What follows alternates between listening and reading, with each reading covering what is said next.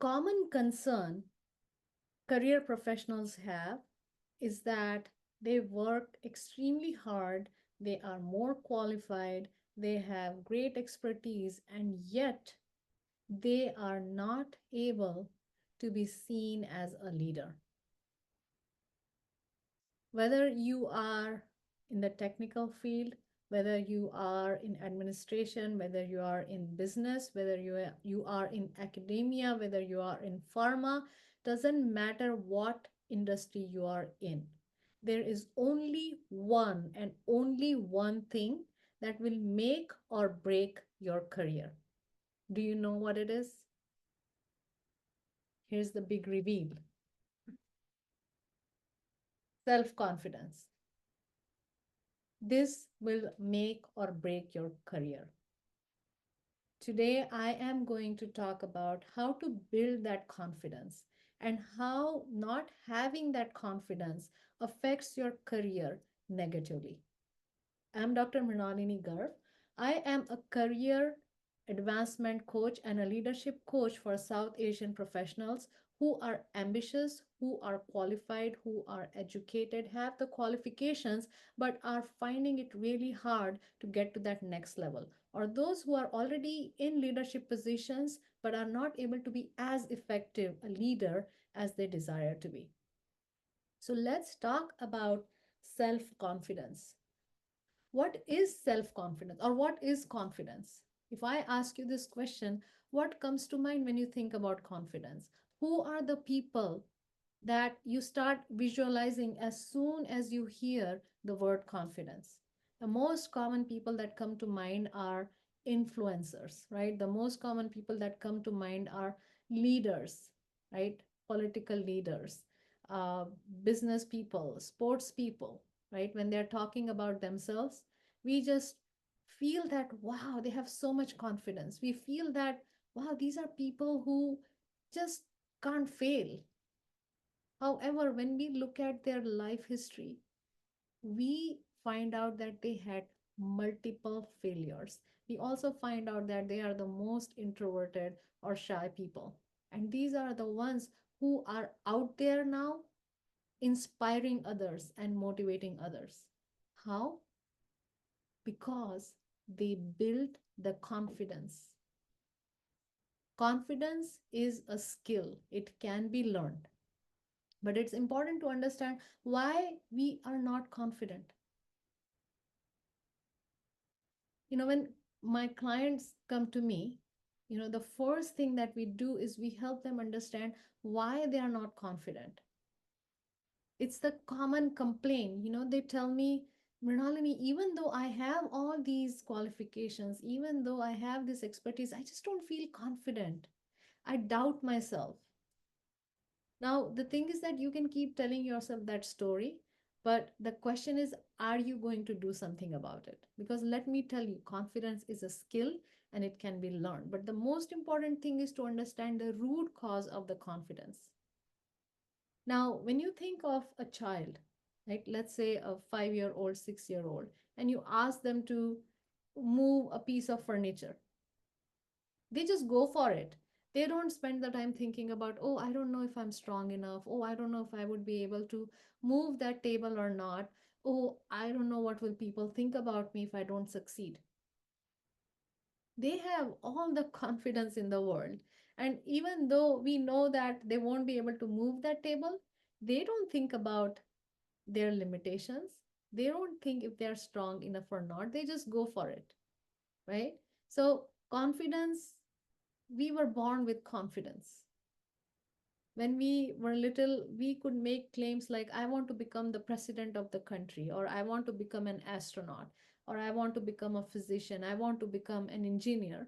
We say that without really knowing what is involved. But we have that confidence. But eventually, the confidence was taken away from us. Confidence was taken away from us by, various words that we heard from the adults in our life. It could be parents, it could be siblings, it could be teachers, neighbors, relatives, religious leaders, right? Who we just hear words over time, and there have been some adverse actions that people took that led us to believe that we are less.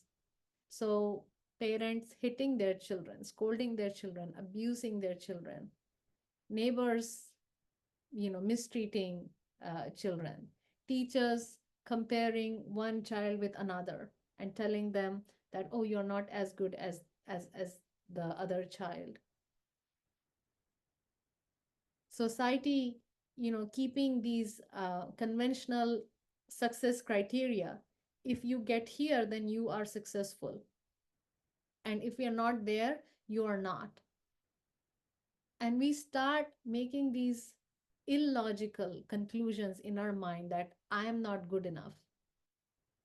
I don't speak as well. I cannot speak English as well as the native English speaking people. I don't know how to network with people. I am shy. I am introverted. We listen to the messages that have been poured in our ears. They take a seat in our brain, and then we start giving those same messages to us. And over time, we start losing the confidence in ourselves. So, this is how we start losing confidence. So, we need to understand what is the root cause of the confidence. So, when clients start working with me, we get to the root causes. We understand where the limiting beliefs are coming from. And then we do a process with them where we eliminate those limiting beliefs. And what we basically do is we help them realize that this is where their illogical thinking, where they are playing small, where they are thinking that they're not enough, that's when it started. And then we help them disconnect from those messages, from those memories. And of course, we teach them strategies and we do a lot of role plays so that they become confident in speaking up, in connecting, in networking, in strategizing, in becoming great about their technical knowledge, about their um, business acumen. But we need to get to the root cause of why I'm not confident. And the root is in the childhood. Now, a lot of people go for therapy, and I encourage people to do that. However, you also want to know that many times, with therapy, it can take years. And personally, I have been in therapy and I understood the root causes. The one limitation I saw was, what do I do now? Right? I understand where it's coming from, but now how do I actually change that? How do I show up as that confident person? So I see that there are some limitations there. And what coaching does is coaching does help you, get over that hump and get to the other side. So understanding the root cause is very important, because then we eliminate our limiting beliefs. Then we stop thinking of ourselves as someone who is less than. We stop comparing ourselves with others. We start really exploring and accepting and celebrating who we are, what our gifts are, and we start owning that up. So we are not looking for validation from others. We are not looking for validation from spouses telling us, how beautiful we are, or how handsome I am, or how great I am. We are not looking for validation from our parents. We are not looking for validation from friends or bosses. We are not waiting for our boss to give us that green light that, yeah, now I think you're ready. When we are confident, we own up who we are, and we are unwilling to settle. We are just not ready to settle because we internalize that I deserve more. What am I doing here? I should be up there. And then we figure out how to carve that path to go up there. But if we don't have the confidence, we don't see ourselves being up there. We put leaders on the pedestal, and it just feels like a far reaching goal.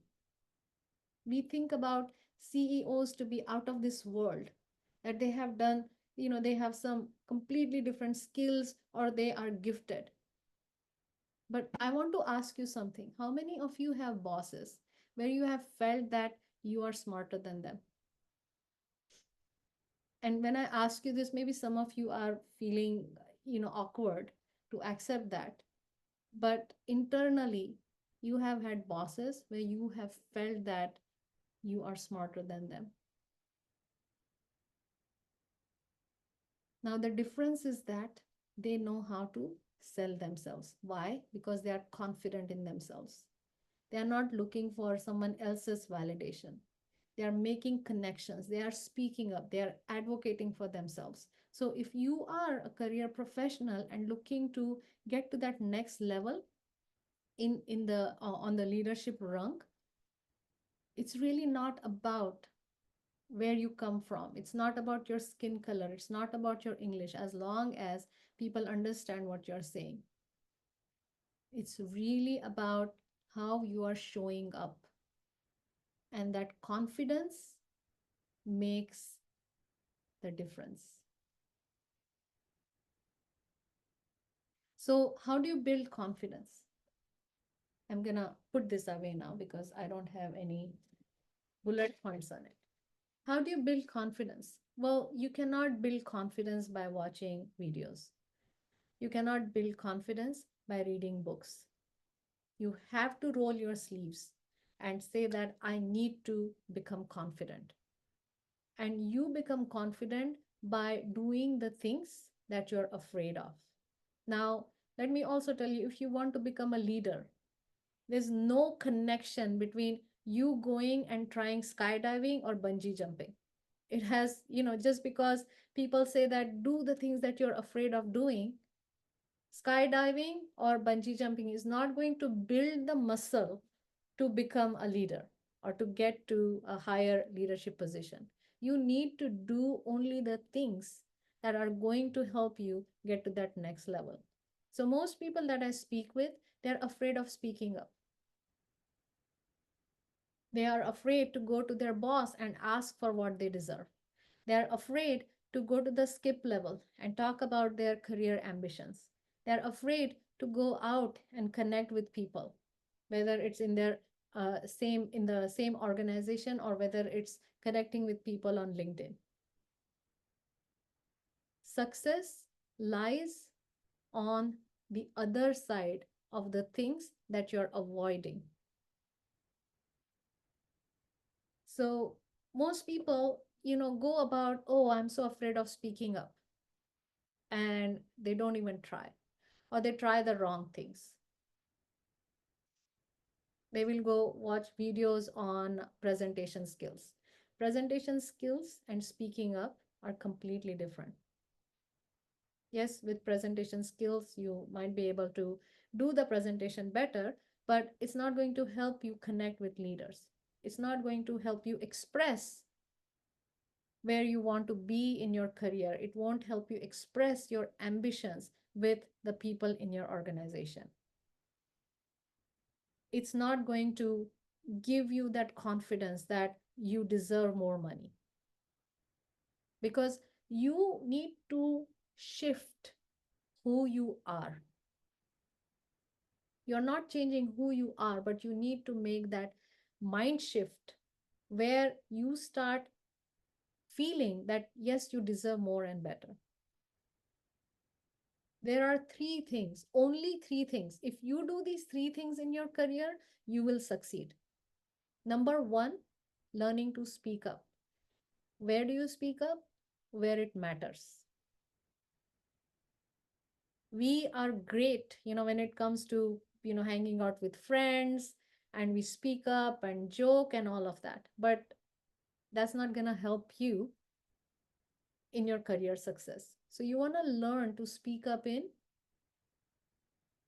formal settings. Formal settings are your meetings. Meetings can be of many, many kinds. It's your group meetings, it's your one on one meeting with your boss, it's one on one meetings with your senior leaders. It could be interviews, it could be informational interviews, or you're going for interviews. So, knowing how to really speak up in a manner where you are able to truly show who you are. And when I say, this is a very cliched statement, show who you are, what do I mean by that? How do you leverage your expertise and your experience and show the stakeholders how you add value, how you make a difference, how you are the right person for that next position? It's very specific. It's not just going and schmoozing with people and talking about, oh, what a good weather, or spending hours, learning football or some other sport that you're not even interested in. But you are trying to learn that just to impress your boss or impress the senior leader or just to try to fit in. That is not going to help you get to that next level. You really need to understand leveraging whatever your skills are at whatever level you are. See, here's the thing: if you are great technically, but if you don't have the confidence, even then you struggle. Because if you're given an assignment, you don't confidently ask questions. What is the deliverable?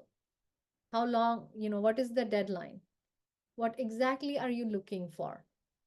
Who is going to work with me? Is there any support I will get? Am I going to be on my own? You're afraid to share the tweaks that you want to make, the new ideas that you have. You're afraid to share that with others. So whether you want to grow in the technical area or in the business side, if you lack confidence, it's going to be a problem. So three things. One is speaking up, very specific, like I said. Number two is networking. Networking with who? Again, people who matter. And what is networking really? Networking is actually connecting with people on a human level. Networking is not only about getting something from somebody, it's also about creating a synergy, right? It's about creating symbiosis where both benefit from each other and you both connect on human level and you both understand each other and you can get people to support you. You can support others. So, networking with senior leaders, not just talking about your project, not just talking about your accomplishments, but learning about them, understanding their career journey, how they got there, connecting with them, understanding them, what keeps them up at night, how do they successfully do their job. Asking those questions to really understand what it means to be a leader in that position. It's getting curious about them. Many times we feel that, oh, senior leaders don't need a pat on their back. We need a pat on our back from them. But we need to understand that they are human beings. Most people go to them just asking for, I need a resource, I need more budget, I need to buy this application. Everybody is going to them to get some resolution. But you can go in to connect with them. And as you connect and they ask you questions, then you share about who you are, what value you bring to the company, what value you bring to the table, how are you impacting the metrics in the company, and then asking them how you can start working on more visible projects. How can you get that visibility? What are the things that you can focus on to get the most in your most out of your career in that particular company? Your boss may or may not be invested in your career. In fact, they might be insecure because you are smarter than them and they realize that. So they will find a way to keep you where you are because they benefit from your expertise, but they stand on your shoulders and get the visibility that they need in the meetings that matter. And then the third thing, so the first thing is speaking up. Second thing is networking meaningfully with the leaders in the organizations and The same way you can connect with leaders outside of the organization. You connect them on LinkedIn. But again, showing that interest, connecting on a human level and not going in just to get, but also to give, finding how you can help them. And then the last thing is confidence. You need only these three things. But most importantly, like I said at the very beginning, if you have the confidence in you, networking and speaking up is like breeze. So the very first thing you need to work on is your confidence and know that it is a skill that can be built. You lost confidence along the way, but you can gain it back. You can peel the layers of people's expectations, people's disappointments. People just put their disappointments on you, but you are not responsible for their disappointment. Sometimes, just because they did not fulfill their dreams, they impose those dreams on us. And if we are not able to fulfill them, they feel disappointed. But it is their job to fulfill their dreams, and it is our job to fulfill our dreams and be honest to ourselves and see our strengths and see the value that we bring, see the impact that we can make. So, if you focus on building your confidence, life is golden. Sky is the limit. To build the confidence, here's what I have learned from my own experience. Confidence comes from doing things over and over and over, repeating the right things. Many times we repeat the wrong things. We keep telling ourselves, I have self doubt, I can't do this, I can't do that. That is also repetition, but that is not going to build your confidence. Confidence will be built by doing the things that you're trying to avoid. And when you do it with a coach, you will do it faster. A coach who has been in your shoes, who understands your challenges, who has overcome those challenges, you can see a lot of testimonials and results. Work with them. I work with South Asians because I relate to the challenges that they go through. And even though I say I work with South Asians, anyone who resonates with my message and they want to work with me, I work with them. Because ultimately, it's the human potential that I am invested in and helping them realize that full potential. But I understand the challenges of immigrants. I understand the challenges of not being able to understand, the foreign accent, the English accent. People constantly asking us, yeah, what did you say? What did you say? They can't even say our name, and how it just feels like, wow, there's something wrong with me. I wish I knew how to, you know, say say things better or speak like them. A lot of people go for accent improvement, but really that's not needed. If you have the confidence, then you can succeed with the worst accent as long as people understand your English. Working with a coach speeds up your process. You can do all this on your own, but it will take you a long time to figure out, what it is that you even need to work on. You will waste a lot of time working on the wrong things. But if you work with the right coach, you will get results quickly. And that's what worked for me. That's what worked for me. So if you are someone who is eager and committed to get to that next level, you have those qualifications, you have the expertise, but you're just not being able to advocate for yourself and are not being seen as a leader, reach out to me. Go to www unshackledcareerwoman.com/call. Let's get on this complimentary call. Let's figure out where you are stuck. Let me give you a roadmap to get to where you want to go. And if you are a great fit, we will work together to help you get there and fast track your success.